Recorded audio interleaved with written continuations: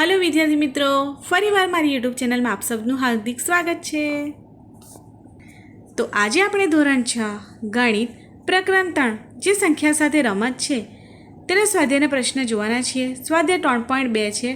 જો તમે આગળનો સ્વાધ્યાય 3.1 ન જોયો હોય તો મારી यूट्यूब ચેનલમાં જઈને જોઈ લેજો। તો અહીં પહેલો પ્રશ્ન આપેલો છે કે કોઈપણ બે એકી સંખ્યાનો સરવાળો અને બેકી સંખ્યાનો સરવાળો શું થાય છે। તો ચાલો આપણે જોઈએ। પહેલા પ્રશ્નમાં આપણને શું પૂછેલું છે તો એકી સંખ્યાનો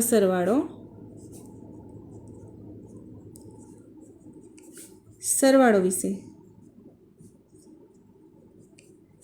તો કોઈ પણ બે એકી સંખ્યાનો સરવાળો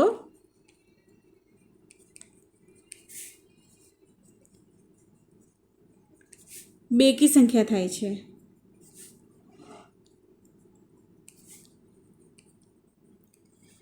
ઉદાહરણ તરીકે આપણે લઈએ 1 + 3 જે એકી સંખ્યા છે તેનો જવાબ આપણને મળશે 4। બીજું ઉદાહરણ પણ લઈએ તો 3 + 5 તો તેનો જવાબ મળશે આપણને 8। તો કોઈ પણ બે એકી સંખ્યાનો સરવાળો આપણને બેકી સંખ્યા મળશે। ત્યારબાદ પ્રશ્ન નંબર 1 બીમાં આપેલું છે કે બેકી સંખ્યાનો સરવાળો શું થાય। બેકી સંખ્યાનો સરવાળો માટે તો બેકી સંખ્યાનો સરવાળો શું થાય તો કોઈ પણ બે બેકી સંખ્યાનો સરવાળો પણ બેકી સંખ્યા જ થાય છે। તો લખીશું કોઈ પણ બે બેકી સંખ્યાનો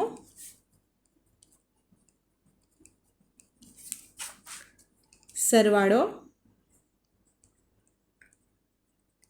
બેકી જ થાય છે।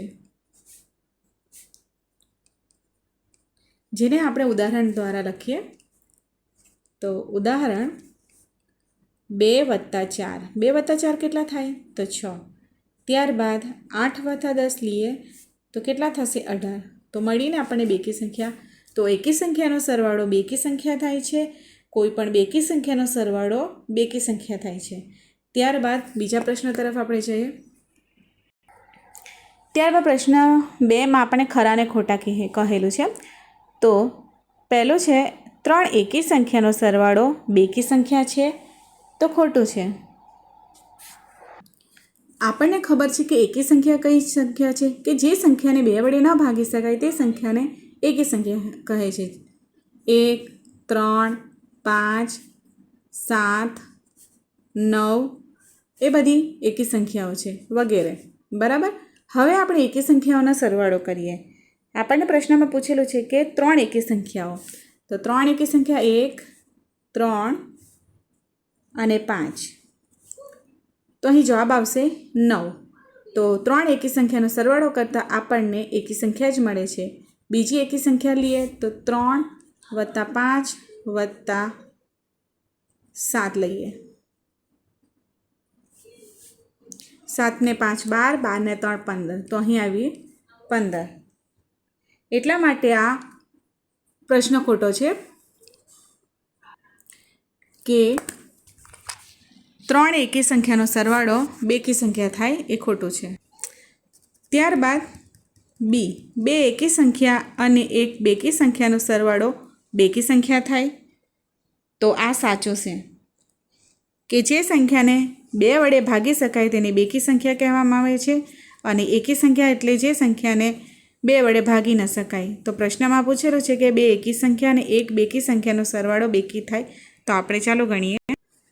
તો બે એકી સંખ્યા લઈએ તો 1 અને 3 લઈએ અને એક બેકી સંખ્યા એટલે કે 4 લઈએ તો 4 ને કેટલા થશે 1 ને 3 4 4 ને 4 8 તો અહીં જવાબ આપણને મળશે બેકી સંખ્યા। તો આ વાક્ય સાચું છે।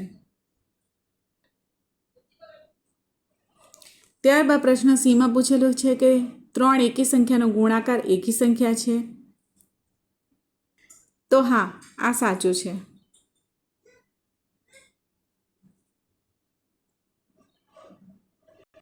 તો 3 એકી સંખ્યાનો ગુણાકાર લઈએ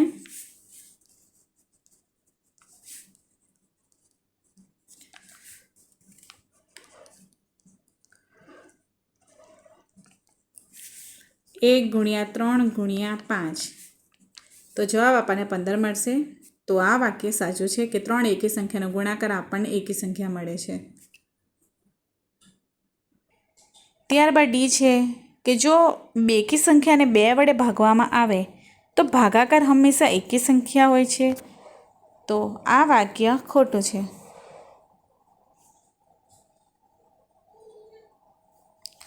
ચાલો આપણે જોઈએ કેવી રીતે. ધારો કે 6 ભાગ્યા 2 કરીએ તો જવાબ આપણને 3 મળશે, જે એકી સંખ્યા છે. આ માટે આ વાક્ય ખોટું છે કે જો બેકી સંખ્યાને બેકી સંખ્યા વડે ભાગવામાં આવે તો જવાબ આપણને બેકી સંખ્યા મળે. ત્યારબાદ બીજું જોઈએ. ઈમાં આપણને પૂછેલું છે કે બધી અવિભાજ્ય સંખ્યા એકી સંખ્યા છે. તો આ વાક્ય ખોટું છે.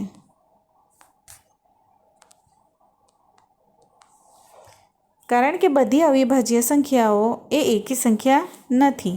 તો જોઈએ આપણે કેવી રીતે નથી. તો પહેલાં તો આપણે જોઈએ કે અવિભાજ્ય સંખ્યાઓ કઈ કઈ છે. તો 2 એ અવિભાજ્ય સંખ્યા છે. 3, 5, 7, 11, 13 એ બધી અવિભાજ્ય સંખ્યા છે. તો બધી અવિભાજ્ય સંખ્યાઓ એકી છે એમ પ્રશ્નમાં પૂછેલું છે. પરંતુ અહીં 2 એ અવિભાજ્ય સંખ્યા છે, પરંતુ એકી નથી, બેકી સંખ્યા છે. માટે આ વાક્ય ખોટું છે. બરાબર. હવે આપણને એફમાં પૂછેલું છે કે અવિભાજ્ય સંખ્યાને અવયવ હોતો નથી. તો અવિભાજ્ય સંખ્યા કઈ છે કે જેને 2 વડે ભાગી નહીં શકાય તેને અવિભાજ્ય સંખ્યા કહે. પરંતુ જે સંખ્યા એક અને પોતાની સંખ્યાને વડે ભાગી શકાય. અવિભાજ્ય સંખ્યાઓ એટલે કે જે સંખ્યાને ફક્ત એક અને પોતાની જ સંખ્યા વડે ભાગી શકાય તેને અવિભાજ્ય સંખ્યા કહેવાય. તો જોઈએ આપણે. તો અવિભાજ્ય સંખ્યા કે જે સંખ્યાને અવયવ હોતો નથી એમ આપણને પ્રશ્ન પૂછેલો છે. તો એને અવયવ તો હોય જ ને, એક અને એ સંખ્યા પોતે હોવાનો ને અવયવ. તો કઈ સંખ્યા આપણે લઈએ? 7. તો 7 એ અવિભાજ્ય સંખ્યા છે, પરંતુ 7ના અવયવ પાડીએ તો 7 એકુ 7 થાય. એટલે કે 7 એ 1 અને સંખ્યા પોતે એટલે કે 7નો જે અવયવ છે. માટે આ વાક્ય ખોટું છે.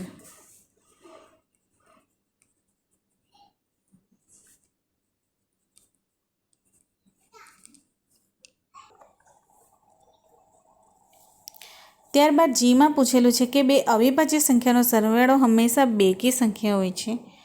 તો આ વાક્ય પણ ખોટું છે. કારણ કે બેકી હોતો નથી, એકી પણ હોઈ શકે છે.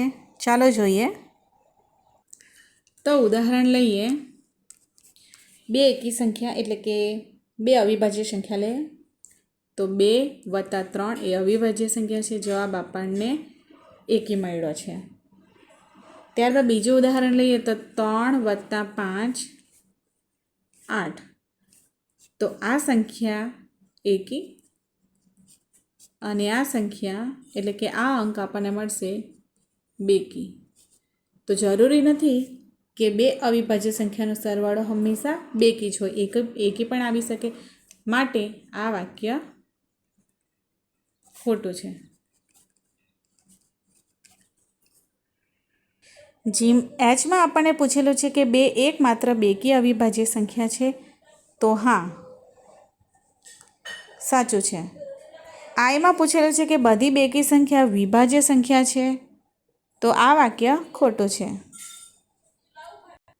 આપણને પૂછેલું છે કે બધી વિભાજ્ય સંખ્યાઓ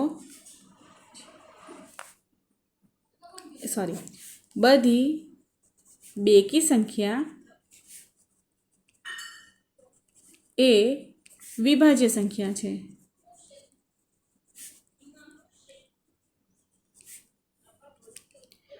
તો આપણને ખબર છે કે 2 એ બેકી સંખ્યા છે, પરંતુ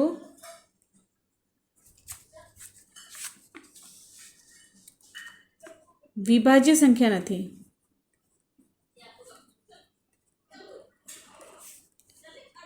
અવિભાજ્ય સંખ્યા છે.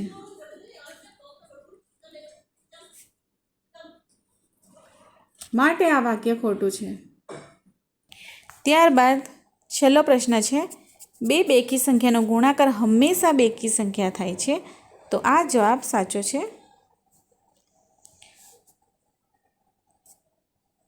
જો 2 ગુણ્યા 4નો ગુણાકાર કરે તો આપણને 8 મળે છે, ને 4 ગુણ્યા 4નો ગુણાકાર કરીએ તો આપણને મળશે 16. તો બે બેકી સંખ્યાનો ગુણાકાર હંમેશા બેકી સંખ્યા મળે છે, માટે આ વાક્ય સાચું છે. ત્યારબાદ પ્રશ્ન નંબર 3 છે, 13 અને 31 એ અવિભાજ્ય સંખ્યા છે. આ બંને સંખ્યાને અંકો 1 અને 3 સમાન છે. તો 100 સંખ્યા સુધી આવી અવિભાજ્ય સંખ્યાની જોડી શોધો. તો ચાલો આપણે જોડી શોધીએ. તો પહેલી અવિભાજ્ય સંખ્યા આપણે જોઈએ તો 17. 17ને ઉલટાવીએ તો આપણને કઈ મળશે? તો 71 મળશે. તો મળી ગઈ એક જોડી. તો 17 અને 71 એ બંને અવિભાજ્ય સંખ્યાઓ છે. ત્યારબાદ 37. 37 અને 73. 37ને ઉલટાવી દઈએ તો 73 થશે. એ પણ અવિભાજ્ય સંખ્યા છે, જેના અવયવો આપણને 2 મળે છે, 1 અને સંખ્યા પોતે. ત્યારબાદ 79 અને 97 એ આપણને અવિભાજ્ય સંખ્યા છે. અહીં 1 થી 100 સુધીમાં આટલી આપણને અવિભાજ્ય સંખ્યાઓની જોડી મળે છે. ત્યારબાદ પ્રશ્ન 4માં પૂછેલું છે કે 20 થી નાની અવિભાજ્ય અને વિભાજ્ય સંખ્યા અલગથી લખો.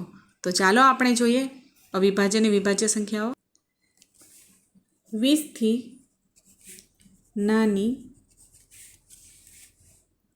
અવિભાજ્ય સંખ્યાઓ.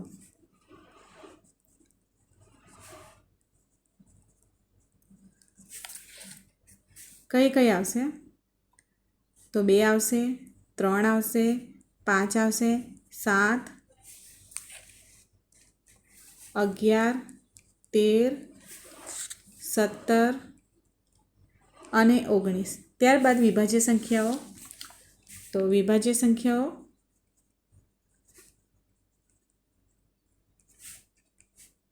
તો 4, 6, 8, પછી 9, પછી 10, 12,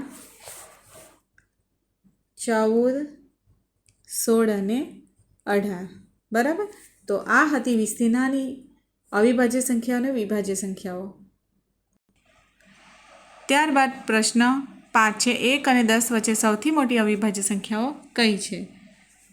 તો 1 અને 10 વચ્ચે સૌથી મોટી અવિભાજ્ય સંખ્યાઓ 7 છે.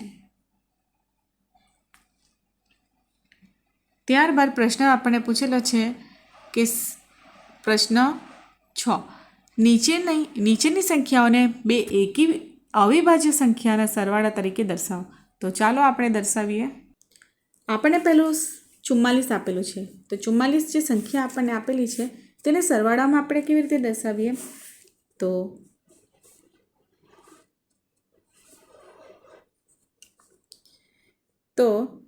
41માં 3 ઉમેરીએ તો આપણને 44 મળશે.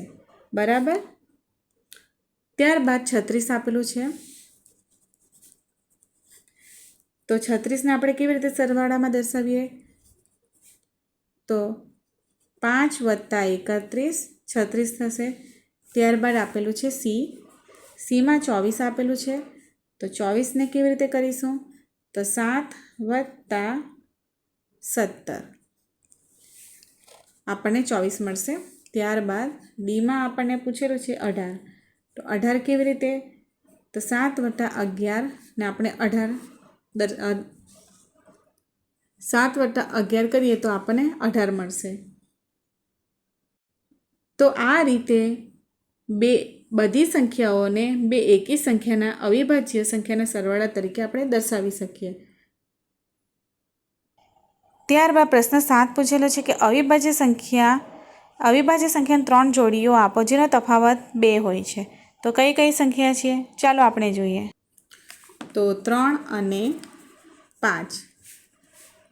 3 માઇનસ 5 માઇનસ 3 કરીએ તો આપણને તફાવત 2 મળશે. 5 અને 7. 7 માઇનસ 5 કરીએ તો આપણને 2 મળશે. ત્યારબાદ 11 અને 13. તો 13 માઇનસ 11 કરીએ તો આપણને 2 તફાવત મળશે. તો આ રીતે આપણે 3 સંખ્યાઓને જોડી બનાવીએ.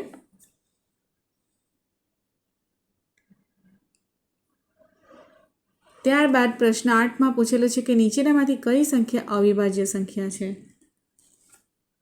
તો 23 અને 37 એ અવિભાજ્ય સંખ્યાઓ છે.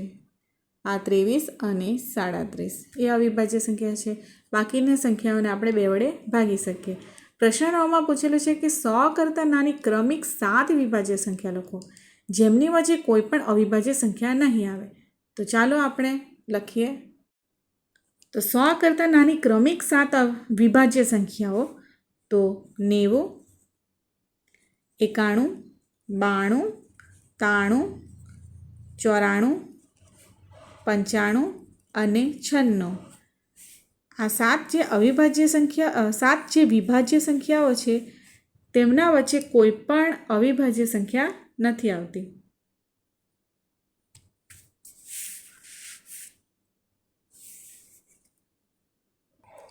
ત્યારબાદ પ્રશ્ન નંબર 10 છે કે નીચેની દરેક સંખ્યાઓના 3 એકી વિભાજ્ય સંખ્યાના સરવાળા તરીકે દર્શાવો. તો ચાલો આપણે એકી અવિભાજ્ય સંખ્યાના સરવાળા તરીકે દર્શાવીએ. 21. તો 21ને આપણે 3 એકી અવિભાજ્ય સંખ્યાના સરવાળા તરીકે દર્શાવીએ તો કઈ કઈ આવવાની છે? તો 21 બરાબર 3 વત્તા 7 વત્તા 11. તો બની ગઈ આ 3 અવિભાજ્ય એકી સંખ્યાઓ. ત્યારબાદ 31. તો 31માં કઈ બનાવીએ આપણે? તો 31માં 3 વત્તા 11 વત્તા 17. આ 3 એકી અવિભાજ્ય સંખ્યા થવાની છે. ત્યારબાદ સીમાં પૂછેલું છે આપણને 53. તો 53ને કઈ રીતે દર્શાવીએ? 13 વત્તા 17 વત્તા 23. તો આ થઈ ગઈ 3 એકી અવિભાજ્ય સંખ્યાઓ. ત્યારબાદ ડીમાં આપણને પૂછેલું છે 61. તો 61 બરાબર 13 વત્તા 19 વત્તા 29. તો આ 3 એકી અવિભાજ્ય સંખ્યાઓ થઈ ગઈ જેને આપણે સરવાળા તરીકે દર્શાવીએ. ત્યારબાદ આપણને 11મા નંબરનો પ્રશ્ન પૂછેલો છે કે 20 કરતાં નાની અવિભાજ્ય સંખ્યાની 5 જોડીઓ લખો કે જેમનો સરવાળો 5 વડે ભાગી શકાય તેવો હોય. સૂચનમાં આપેલું છે કે 3 વત્તા 7 એ અવિભાજ્ય સંખ્યાઓ છે અને જેને આપણે 5 વડે ભાગી પણ શકીએ છીએ. તો ચાલો આપણે લખીએ. તો પહેલી જોડી આવશે 2 વત્તા 3. કેટલા થાય? 5 થાય.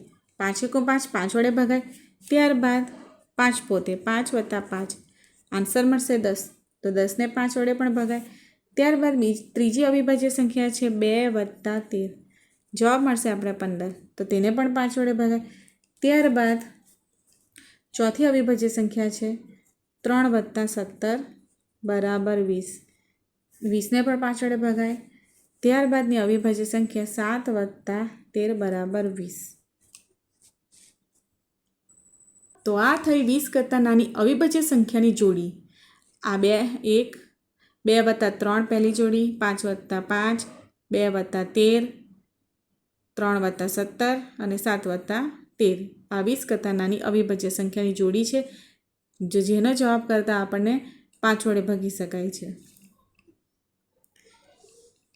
ત્યારબાદ પ્રશ્ન નંબર 12 છે જે ખાલી જગ્યા પૂરો. તો જે સંખ્યાને ફક્ત 2 અવયવ હોય તેને ખાલી જગ્યા કહેવાય છે. તો તેને અવિભાજ્ય સંખ્યા કહેવામાં આવે છે. ત્યારબાદ બીમાં પૂછેલું કે જે સંખ્યાને 2 કરતાં વધારે અવયવ હોય તો તે સંખ્યાને વિભાજ્ય સંખ્યાઓ. સીમાં છે સંખ્યા 1 એ ખાલી જગ્યા સંખ્યા નથી. તો અહીં આવશે કે વિભાજ્ય સંખ્યા કે અવિભાજ્ય સંખ્યા. ત્યારબાદ પ્રશ્ન ડીમાં પૂછેલો કે સૌથી નાની અવિભાજ્ય સંખ્યા કઈ છે? તો આપણને ખબર જ છે 2.